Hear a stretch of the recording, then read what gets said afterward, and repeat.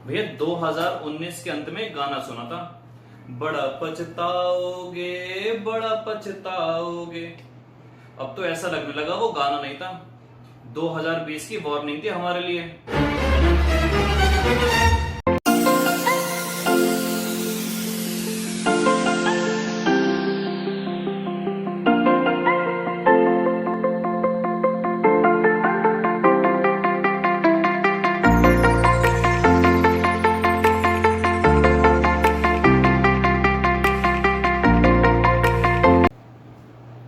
Good morning India, welcome back बच्चों to your beautiful से channel with your handsome teacher जिसका नाम है फिजिक्स बाय राहुल बंसल।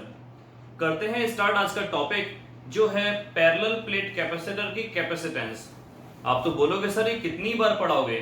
मैंने आपको वादा किया था लास्ट क्लास के अंदर कि हमने उसको पढ़ा था वैक्यूम के साथ, हमने उसको पढ़ा था कंडक्टिंग स्लैब के साथ। आज हम पढ़ेंगे उसको किसके साथ?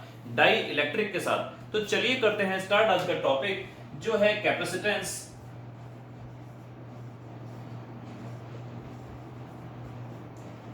Of a parallel plate capacitor. Capacitance of a parallel plate capacitor having a dielectric in between the plates, having a dielectric in between the plates। बहुत बहुत बहुत सिंपल डेरिवेशन है, आइए देखते हैं कैसे। ये आपके पास वही एक पैरेलल प्लेट कैपेसिटर हो गया, इसको हमने कर दिया इंसुलेट, इसको हमने दे दिया पॉजिटिव चार्ज, इसको हमने कर दिया अर्थ, यहां पर इंड्यूस हुए नेगेटिव चार्ज और पॉजिटिव वाले सारे कहां चले गए? अर्थ में। ठीक है जी। तो इसकी इस कंडीशन में कैपेसिटेंस कितनी आई थी? Epsilon naught A by D. अगर आपको याद हो उस कंडीशन में जब इसके बीच में रखा हुआ था वैक्यूम या फिर एयर। लेकिन अगर मैं यहां पर रख देता हूं एक डाई इलेक्ट्रिक स्लैब जिसकी थिकनेस है टी। अब बच्चों ध्यान से देखो, इस पॉजिटिव की वजह से यहां पर इंड्यूस होंगे, यहां पर जनरेट होंगे नेगेटिव चार्ज, और इस नेगेटिव की वजह से यहां पर इंड्यूस होंगे पॉजिटिव चार्ज। किंतु परंतु अगर मगर ये है डाई इलेक्ट्रिक, इसकी उतनी औकात नहीं है, इसकी उतनी क्षमता नहीं है, इसकी उतनी ताकत नहीं है कि ये उतनी ही इलेक्ट्रिक फील्ड अपोजिट डायरेक्शन में पैदा करे जितनी कंडक्टर ने करी थी। Because it has certain limitations. ये चार्जेस पैदा तो करेगा, जैसे यहां पर 1 2 3 4 5 6, 1 2 3 4 5 6 7 8, मैं यहां पर 6 ही बना देता हूं, 3 4 5 और 6। अब यहां पर अगर पॉजिटिव के 6 हैं तो डेफिनेटली यहां पर बच्चों जो पैदा होंगे वो नेगेटिव के 6 नहीं हो पाएंगे, क्योंकि इसके अंदर इलेक्ट्रॉन्स की, फ्री इलेक्ट्रॉन्स की संख्या एज कंपेयर टू कंडक्टर कम होती है, जो हमने लास्ट क्लास में पढ़ा था। तो मैं यहां पर क्रिएट करता हूं 5 इलेक्ट्रॉन्स। उसी तरीके से 6 नेगेटिव है तो यहां पर भी मैं क्रिएट करता हूं 5 पॉजिटिव, 1 2 3 4 और 5। बात समझ में आई? अब ये देखिए, ये जो फ्री स्पेस है यहां पर इलेक्ट्रिक फील्ड कौन सी है? यहां पर इलेक्ट्रिक फील्ड है E0, और यहां पर इलेक्ट्रिक फील्ड पैदा होगी अपोजिट डायरेक्शन में इस तरफ। सपोज करो बाहर वाली इलेक्ट्रिक फील्ड की वैल्यू है 50 न्यूटन पर कूलम।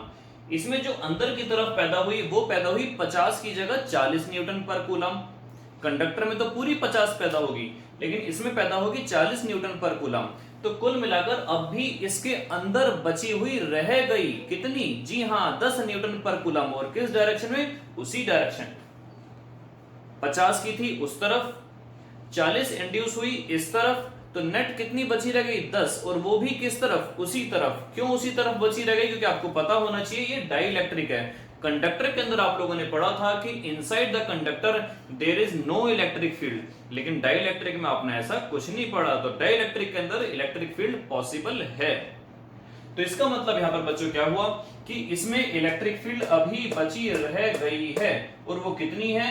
वो हमने मान लिया उसकी वैल्यू है E। तो हम यहां पर कुछ एजम्पशंस कर लेते हैं फटाफट कि A मतलब हो गया area of the plates, D हो गया separation between the plates, T हो गई थिकनेस,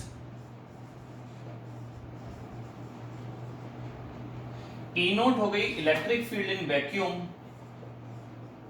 ये इन वैक्यूम वाली है, और ई हो गई डाइलेक्ट्रिक के अंदर,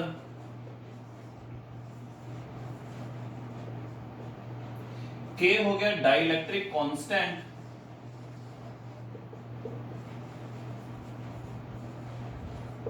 और V हो गया टोटल पोटेंशियल।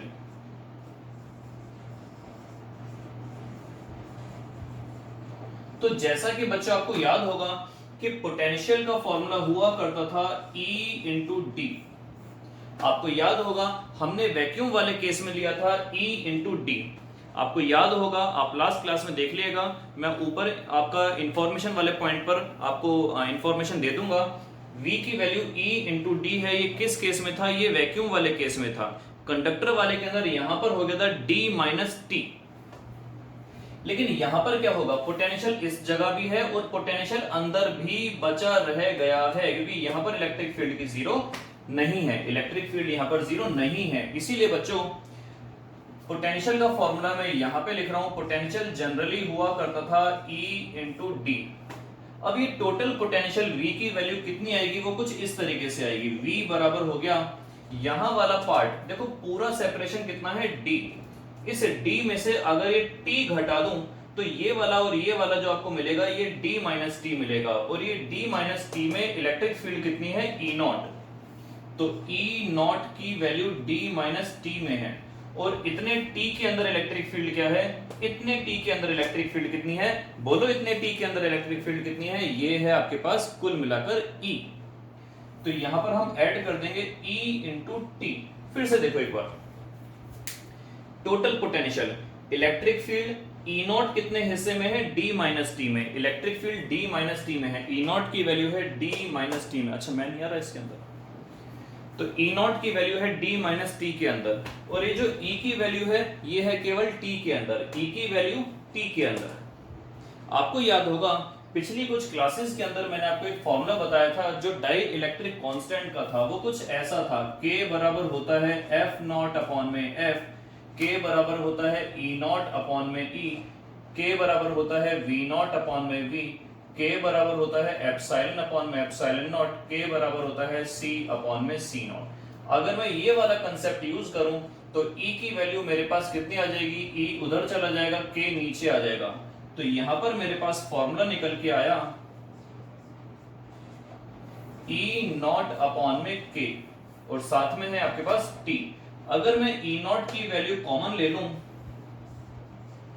तो अंदर बचा D minus T plus t by K. E naught आपको याद होगा कि हमने E नॉट की वैल्यू क्या पुट करी थी, ऊपर मैं आपको इंफॉर्मेशन वाले पॉइंट पर दे दूंगा। E नॉट की वैल्यू आपके पास थी V, E नॉट की वैल्यू थी सिग्मा अपॉन में एप्सिलॉन नॉट, साथ में है D minus T plus t by K, और सिग्मा होता है सरफेस चार्ज डेंसिटी। दोबारा से बोलो क्या होता है E नॉट, सिग्मा आपके पास सरफेस चार्ज डेंसिटी। तो इसकी वैल्यू हुआ करती थी Q अपॉन में A, साथ में आया एप्सिलॉन नॉट, ये आ गया D minus T plus T upon में K। ये आपके पास निकल के आया बच्चों पोटेंशियल। पोटेंशियल क्या निकल के आया, हाँ जी पोटेंशियल। तो आपके पास Q बराबर क्या होता है, C इंटू V। आपको निकालनी है कैपेसिटेंस, तो ये हो जाएगा Q अपॉन में V। Q की वैल्यू आई कितनी, Q तो Q ही है, तो Q की वैल्यू आपने ये पुट कर दी, और पोटेंशियल आपके पास ये निकल के आया, ये है Q D minus T plus t by K, और एप्सिलॉन नॉट A फुदक कर चला जाएगा ऊपर, फुदक कर। तो कुल मिलाकर आपके पास कैपेसिटेंस की वैल्यू कितनी आई बच्चों, कैपेसिटेंस की वैल्यू आपके पास आई epsilon naught A by D minus T plus T upon में K। ये आपके पास निकल के आई कुल मिलाकर कैपेसिटेंस की वैल्यू। एक बार फाइनली फिर से समझ लेते हैं फटाफट रैपिड मोड में। ई नॉट की वैल्यू जो है वो इतने हिस्से और इतने हिस्से में है, और ये वाला वैल्यू हो गई आपके पास डी माइनस टी। ई की वैल्यू कहां से कहां तक थी, वो थी केवल टी में। तो टोटल पोटेंशियल आपके पास जो हो गया वो हो गया ई नॉट की मल्टीप्लाई कर देंगे डी माइनस टी में, और ई की मल्टीप्लाई कर देंगे टी में, और ये सारा का सारा पोटेंशियल कर दिया जाएगा एड अप। बाकी सारे डेरिवेशन आपके सामने हैं। तो ये था आपके पास effect of dielectric on parallel plate capacitor. तो आप ध्यान रखेंगे यहाँ पर कि हमारे पास जो d minus T plus T by के है, कहीं ना कहीं epsilon naught a by D से अगर हम इसको कंपेयर करेंगे तो डेफिनेटली आपके पास कैपेसिटेंस बढ़ रही है।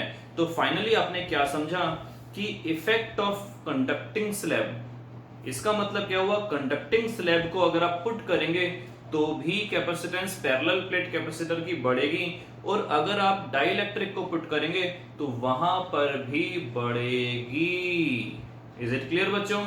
Till then good bye, best of luck. Class पसंद आई है तो सब्सक्राइब कर दीजिएगा, लाइक कर दीजिएगा, शेयर कर दीजिएगा, बेल आइकन दबाना मत भूलिएगा। Till then good bye, best of luck, सुरक्षित रहिए।